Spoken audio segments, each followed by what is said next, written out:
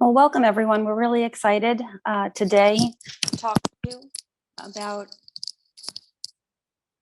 bots and bad actors and how I can protect myself from hackers. My name is Cheryl Krause-Parello, and I am a faculty member in the College of Nursing.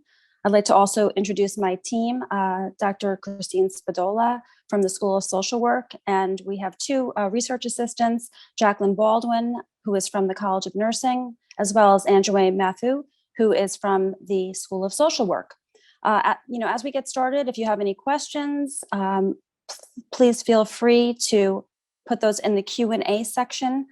We will be responding to questions at the end of the presentation. And also, if you need to adjust your speakers, because we do have some pre-recorded slides, you can do that on your device.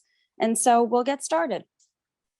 So the agenda for the talk, we're going to go over a little bit about canines providing assistance to wounded warriors and our research project, Veterans and Their Dogs. We're going to talk about bots and bad actors and let you know kind of what we're talking about when we say these phrases. We're also going to have a discovery of bots and bad actors and how that came about, and then how we overcame our battle with bots and bad actors. So a little bit about canines providing assistance to wounded warriors.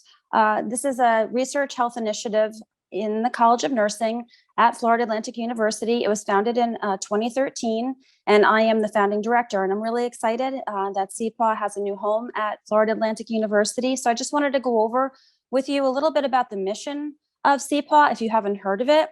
So CPAW's mission is to advance interdisciplinary research, education, and practice protocols for wounded warriors and veterans through the development of evidence-based restorative interventions. We also support military-related health initiatives by building strong community partnerships. We investigate therapeutic interventions, particularly those involving canine assistance that possibly influence health outcomes. And we also emphasize system planning, and we look at innovative public policymaking and practice protocols to improve care development for our armed forces. And on this slide, you'll also see a hyperlink to our website. So if you have a moment, feel free to reach out and take a look. We have a lot of good information on that site, and we're doing a lot of great work through Florida Atlantic University. So we're excited now to start talking with you about veterans and their dogs.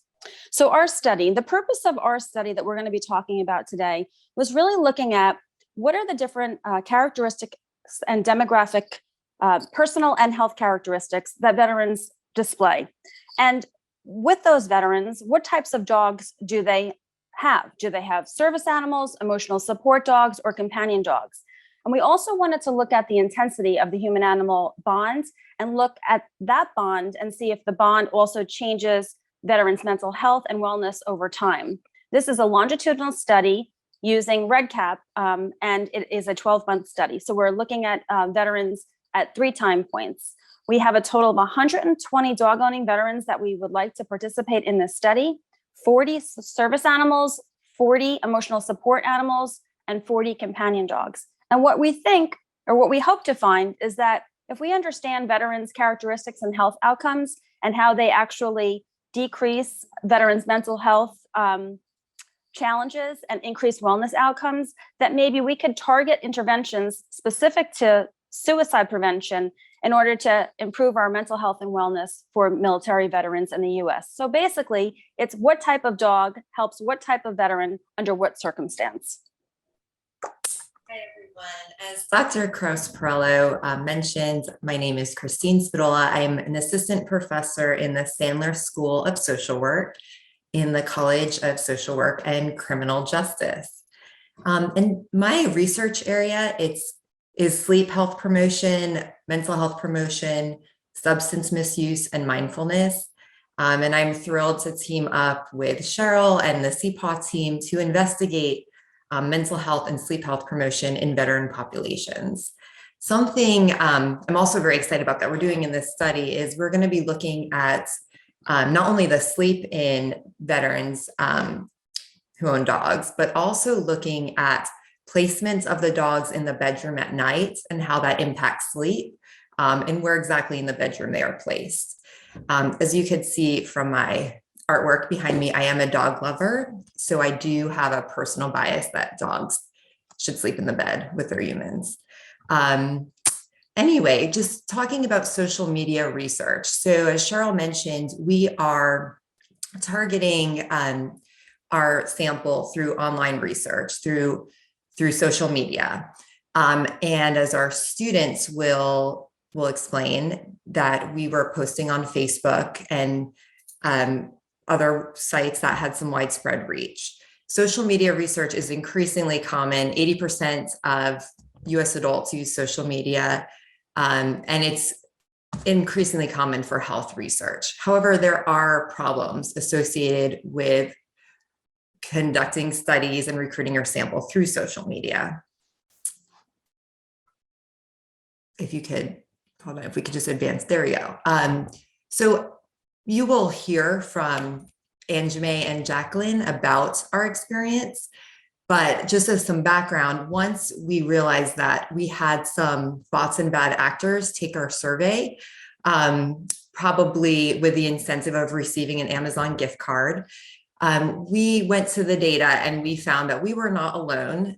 This is a helpful research study published in 2020, and that helped guide how we responded to our bots and bad actor situation. So I wanted to throw this article out there for anyone considering or currently conducting online research. And even just speaking to colleagues about our experience, I'm hearing all these anecdotal reports of, oh yeah, our data was compromised. We had people filling out surveys, just pretending to be a veteran, etc. So we are not alone in this. And with that, I will leave it. I'm going to leave it to one of our wonderful research assistants, Anjime Matthew. Good afternoon. Thank you so much for joining us today in order for us to present this presentation, Bots and Bad Actors. This presentation today is brought to you by Dr. Christine Spirola, Dr. Cheryl Krause-Parello, Research Assistant Jacqueline Baldwin, and myself, Anjime Matthew. I would like to commence this presentation today simply to express my gratitude towards all of the veterans who have served to protect our country. Thank you for making the sacrifice to keep us safe, and I do want you to know that you are truly appreciated. Thank you. My name is Anjime Matthew. I am a senior at Florida Atlantic University, majoring in social work with a minor in criminal justice. I am a research assistant for the canines, providing assistance to wounded warriors.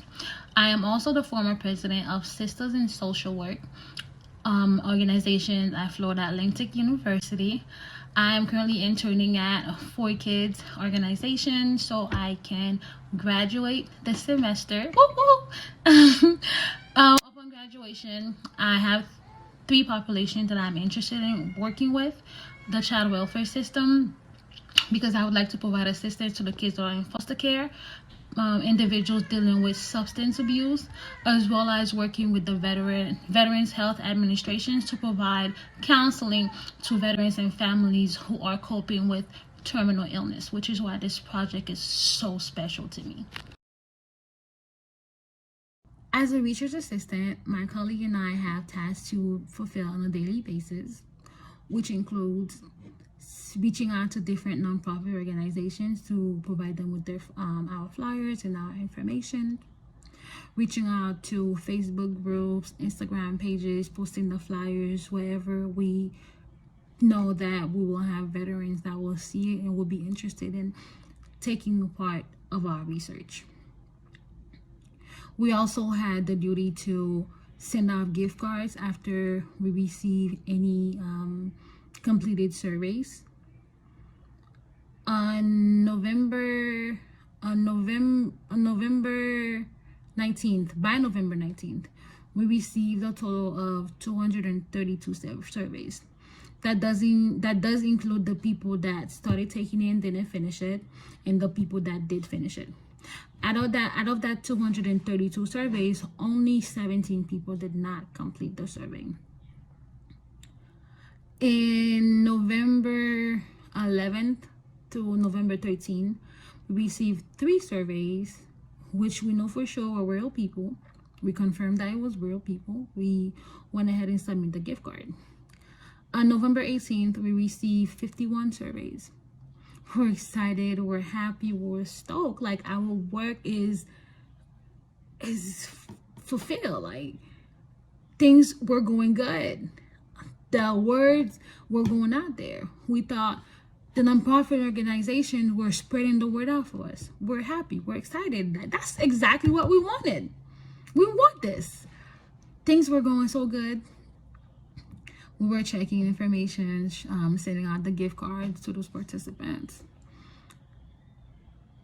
But unfortunately, out of those 51 people who participated in the survey, only 2 of them were real. Only 2. November 19th, we received a total of 137 surveys. 137. And we were, of course, still happy, super happy, because, hey, Veterans Day is 2 days away. Our veterans are getting the word. They're receiving the word. They're taking the survey. We're sending out the gift cards. Everything is going so well. Everything is going so good. I do remember having a conversation with my colleagues where we're like, wow, there must have been a glitch in the system for all the surveys to come back to back like that. Because the surveys were coming from the time of 5:46 p.m. to 11 p.m. And how it works was at 5:46 we will receive like 30. At 6 o'clock we receive another bulk. At 7 o'clock we receive another bulk. At 9 o'clock until 11 o'clock it was just coming like that, like back to back to back to back. It was exciting. We were happy. Everything seemed like it was going well. Until 2 days after. My colleague and I, we sat down, we went over the information, we went ahead and submitted the gift card to all of the 137 participants. Then Dr. Spirola and Dr. Krause emailed us and they asked us to refrain from sending any more gift card until we investigate the situation, because some things were questionable. We had a meeting on that day, and the meeting that we had many spreadsheets with all of the participant information, and it came to find out most of the emails that were used were either,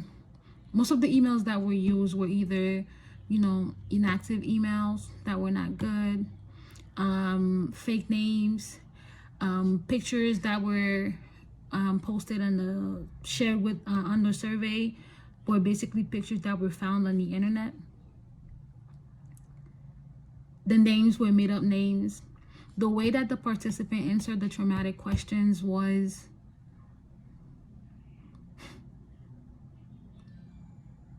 wow. It still shocks me till this day.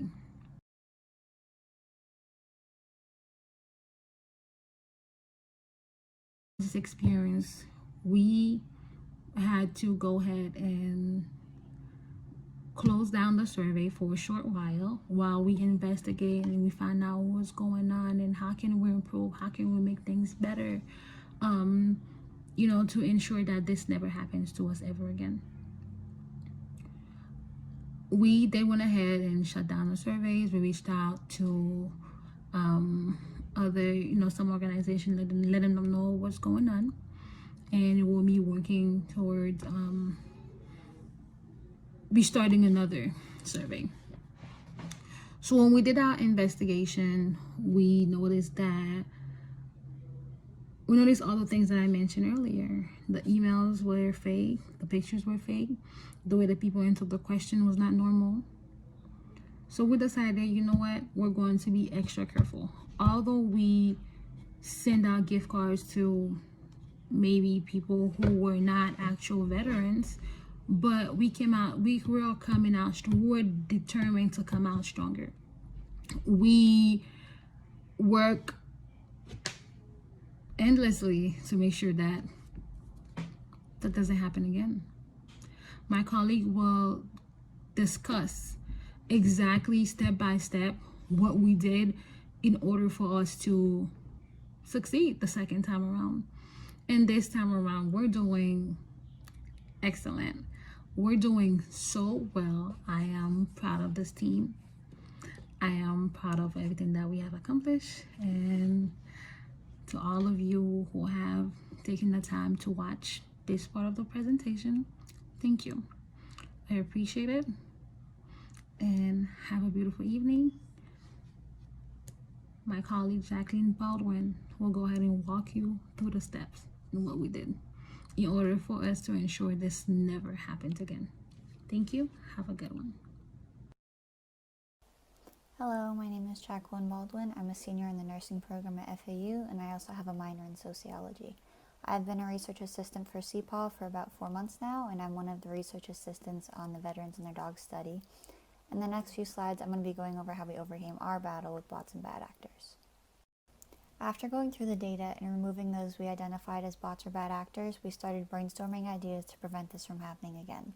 We began doing research on how to prevent bots and bad actors from getting through our survey and on ways to make it easier to identify them if they did get through.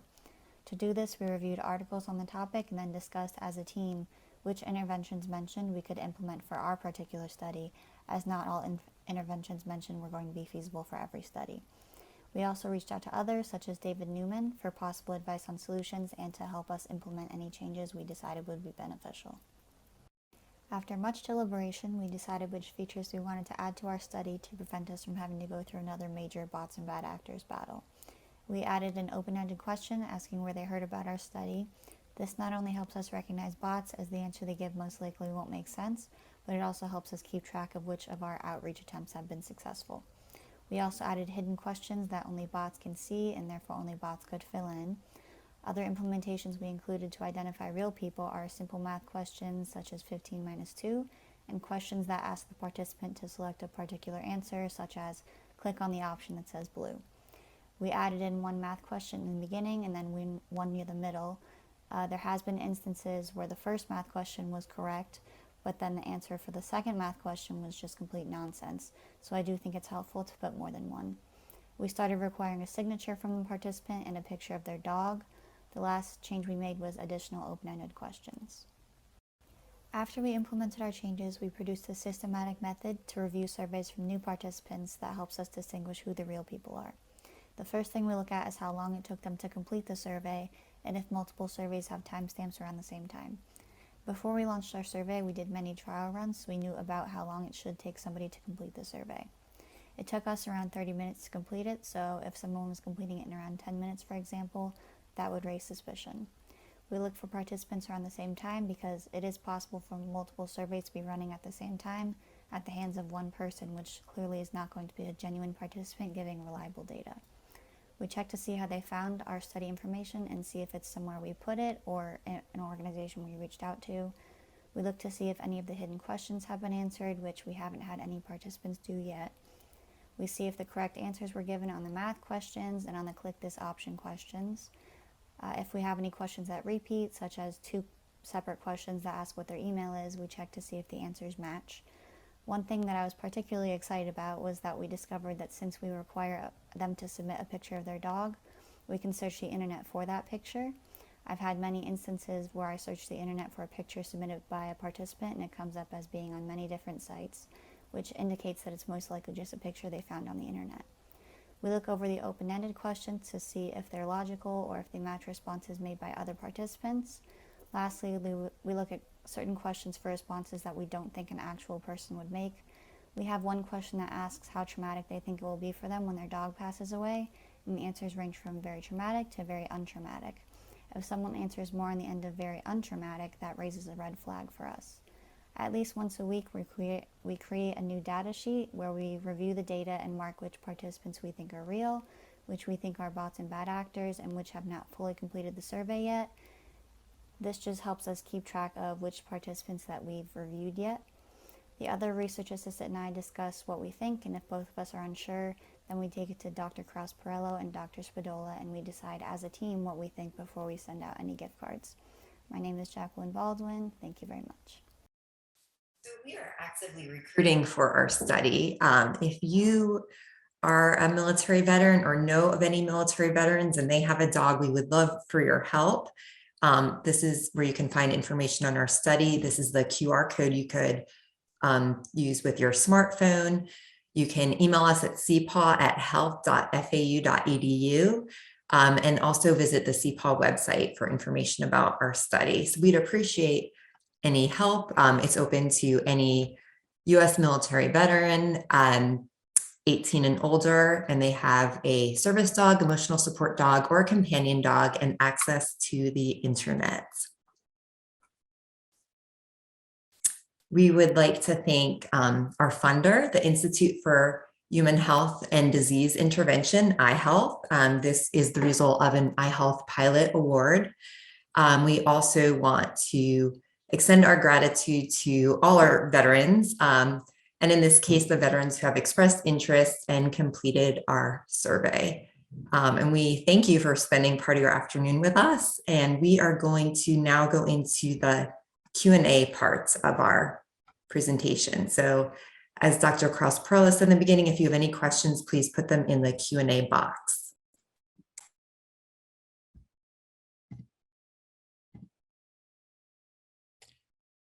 Good afternoon. Thank you so much for that valuable information. I mean, it's just mind-blowing to see what you experienced, and hopefully this will help researchers in the future. For those of you who don't know me, I'm Cami Clark, Director of Research Communications with the Division of Research, and I'm just going to help walk through some of these questions here. You've got quite a few questions about this, which is fantastic.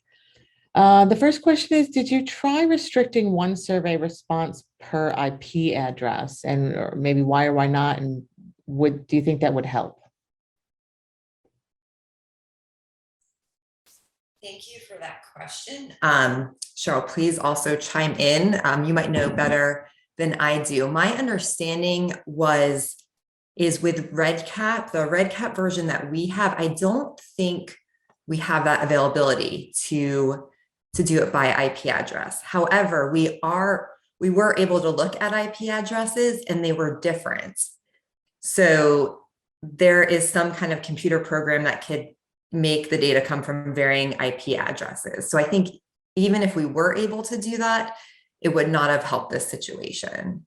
But that's a great question, so I appreciate it. Okay. Can you talk a little bit further about the comment on the fake emails? Were they all hackers? How did you know that they were fake emails? Yeah, I can take that question, Christine. So most of the emails that came through were Gmail. They were all Gmail. I don't even think that if they were not real people, it was all Gmail. And so we started searching. We called ourselves data detectives. We had to learn to try to figure things out. So people would put their email address, and so we would search the email address to see if anything came up on an email address, and put the name that because the person had to write their name as well. And the names would be like a name and then you would look at the spelling of the name and it was just off. Like it just didn't make any sense. And so we started searching names on the internet. So we would search the name and the Gmail account. Now the Gmail account was a good account because they wanted the gift card. So it didn't bounce back as a bad email.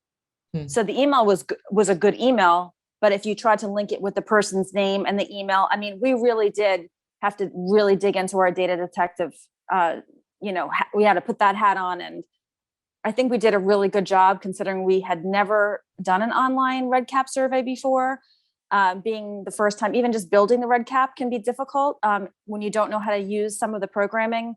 And so, yeah, with Christine's response earlier about the IP address, yeah, we can see the IP addresses, but the IP addresses were different even if the surveys came in at the same exact time. So just very interesting what goes on in cyberspace.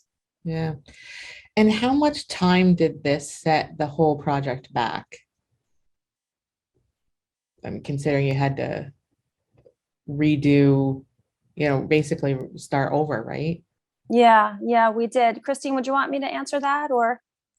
Sure. Or we could do it together. Would you say like a month? It seems yeah, because we took it down right before the holidays, because we noticed like November, and then we said we needed to figure this out. So over the break, we were able to kind of like gear up for an after New Year's relaunch, Yeah. because we felt that that would have been a smart time, that during the holiday period, maybe people wouldn't be as engaged checking their messages, wanting to, be involved with a survey like this. And so, yeah, it was about a month, but a painful month. Yeah.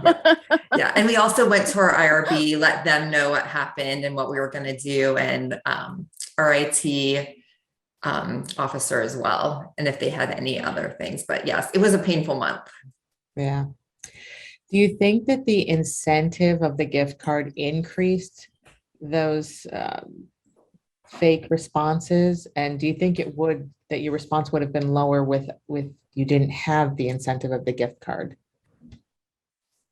Yeah, sure. I don't know if you want to take that first. And Yeah, I could take it first. That's Okay. fine. Yeah. So absolutely. The incentive was the gift card. It was not of interest in giving information about, their experience as a U.S. Military veteran and the relationship with their dog. We felt that it was sad, actually, that people would go into a survey with that knowledge, knowing that this was for U.S. veterans, which I think the whole team kind of took a pause on that, realizing that, taking another thought about that. I know Christine had mentioned, maybe these people really need the gift card, and this is how they, need to put food on their table, for example. We don't know, but it definitely was disheartening. Lesson learned. That's why we're doing this today. Yeah. I have seen studies where you could enter a raffle for a gift card, and it made me think about that in the future. But I also think, I'm not sure if that's allowed at our university. Where I did my PhD, that was considered gambling. So you weren't allowed to do that. So I don't know if those are future mitigation strategies, but Cheryl always likes to compensate the veterans too, and they're completing the surveys, and you want to compensate people for their time. So it's kind of a catch-22. So what is the next step? Will you try again with different tactics? Since this is your first time trying, will you still include the gift card when you reopen, or will you try to have another option? Sure. So we are reopened. We have our data detective team in place. Anjime and Jackie, they are the best data detectives. So we're reopened, and we have not had too many issues. We're getting responses at a slower rate, but it seems to be all matching up. So Cheryl, I don't know if you wanted to add to that. Yeah, I don't think that we've had anything like we had before. We had all of these things in addition, with the math questions, the hidden questions, everything that Jackie mentions. So, it's slower, but they're real. Yeah. And that's meaningful data. And that's the point of us doing the project, is to hear from veterans themselves about their relationship with their animal and how their animal affects their health and wellness. So we're excited. We still need more people to complete the survey, and we're still doing a lot of outreach. And so, like Christine had mentioned earlier, if you know someone who's a U.S. veteran who also has an animal and would be interested in completing our survey, we would love to engage with them. Good. There's actually a question on here about the veterans you're looking for. Is there an age limit of the veteran? Any age range that you're looking for? Just over 18. Okay. And someone wants to know if you could share that link again, or say it verbally, or we could type it in, the link where people can sign up. Oh, super. Yeah. So we do have it on the CPAW webpage, but we also have the flyer. So I don't know, Cami, would there be a way to share the flyer with? Oh, there you go. Okay. So the QR code is there. It should work, but we also have a study flyer. So if you wanted to email us at the CPAW email, cpaww@health.fau.edu, I can ask Jackie or Anjime to go ahead and send you the study flyer and answer any questions you may have. And if you're interested in participating, we would, be honored to have you as part of the project. Great. We have one additional question here. Someone's curious to know how much of this information stays confidential. So Cheryl, please feel free to chime in. That's a great question. Thank you Yeah. so much. We take this, it's a confidential study. It's not anonymous because it's a longitudinal study. So we do have the veterans' email addresses. We ask for only the name of their dog and a picture of their dog. And we do that to protect their confidentiality as well, because we are asking for sensitive information. And RedCap that's our data management software. It's HIPAA compliant. So we do maintain confidentiality, and that's very important to all of us. And as it should be, because people are providing confidential information. Right. And that actually kind of leads into the next question that viewers have. How can veterans tell their experience without feeling like they are being exposed or sharing their personal details? That may be a tricky question to. Sure. I kind of want to know more about that question. I would, Cheryl, feel free to chime in too. If we're talking specifically about this study, again, we do ask for your email address and a picture of your dog and your dog's name. And that's just also for the longitudinal purposes of it, but we do not ask you for your name or any contact information besides that. So we provide a way to describe your relationship with your dog and mental health and sleep. But in terms of generally sharing your experience as a veteran, I know Dr. Krause-Parello has wonderful studies going on. So I didn't know if you wanted to explain that to Cheryl. Yeah, and thank you for the question. And working with the veteran population, just a sidebar, I am a wife of a Marine veteran, so I completely understand the question and appreciate it.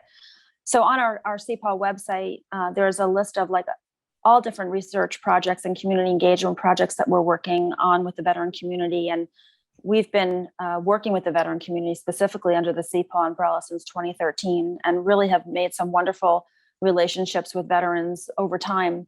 And so I feel that right now we have a digital storytelling project that we're working on where we're having our student research assistants pair up with a veteran, and the veteran speaks about their military service and their relationship with their dog. And then the students create a digital story for the veteran to share with with themselves and their friends and their family. We also have other community engagement projects across the United States that we're looking for veterans to be a part of, not as research participants per se, but being part of the research team to help us uncover different ways, for example, to support veterans with traumatic brain injury, or looking at social isolation in the midst of COVID-19. So we've been doing a lot of work in a lot of different areas, not only dog specific, even though that's pretty much the hub of this initiative. But I feel like your story is really important, and there's a lot of ways to share it. And I think it's just finding the right team to work with and the right project that you're comfortable with, and then joining up with the team and other veterans in that project. So happy to talk to you offline. If you wanted to send us an email, I think it would be wonderful to explore how you could possibly be involved in more of our projects, because we're always looking for community partners, and veterans are our top priority. So thank you. Yeah, that's great. Thank you for that. So we have one more question that came in. Could these surveys be conducted over the phone or maybe via video like we're chatting now, rather than submitted through a form? And would that help avoid the bots and bad actors? Yeah, that is a wonderful question. So during our bad month, we grappled with, should we have individuals that were interested send us an email, and then we have to talk to them over the phone before we go forth.